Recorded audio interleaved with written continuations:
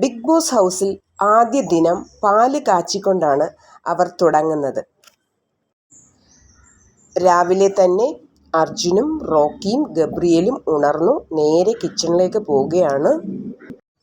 അപ്പോൾ ഗബ്രിയേൽ പറയുന്നുണ്ട്, എനിക്ക് തല വേദനിക്കുന്നുണ്ട്, ഒരു ചായ കിട്ടിയാൽ കൊള്ളാമായിരുന്നു എന്ന് പറയുന്നുണ്ട്.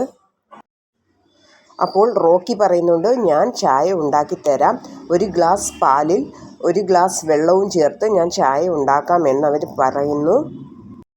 പിന്നീട് തീരുമാനം മാറുന്നു, എല്ലാവരും ഉണരട്ടെ, കുറച്ച് സമയം കൂടെ വെയിറ്റ് ചെയ്താൽ മതിയല്ലോ, 10 മിനിറ്റ് കൂടെ വെയിറ്റ് ചെയ്താൽ പാട്ട് കേൾക്കും, അപ്പോൾ എല്ലാവരും ഉണരുമെന്ന തീരുമാനത്തിലേക്ക് എത്തുന്നു. അപ്പോഴേക്കും ജാസ്മിൻ അങ്ങോട്ട് കയറി വരികയാണ്.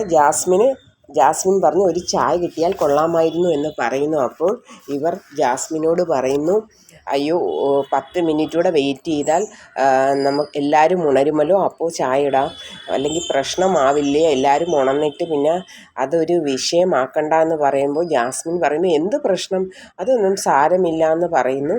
ഇപ്പം ജാസ്മിൻ എല്ലാവരോടെയും ഒരു കൂളായിട്ട് എല്ലാവരോടെയും നല്ല രീതിയിലാണ് ഇടപെടുന്നത്. അവിടെ നല്ല ഒരു ഇമേജ് ഉണ്ടാക്കി കഴിഞ്ഞു ഇതിനകം ജാസ്മിൻ.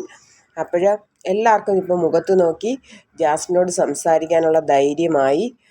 അപ്പോൾ അങ്ങനെ ബിഗ് ബോസിനോട് അനുവാദം ചോദിച്ചിട്ട് അവർ ചായ ഉണ്ടാക്കാൻ തുടങ്ങിയാണ്. ജാസ്മിന് മാത്രമായിരുന്നു, പക്ഷേ ജാസ്മിൻ അത് തുടക്കത്തിൽ തന്നെ അത് മാറ്റിക്കൊടുത്തു.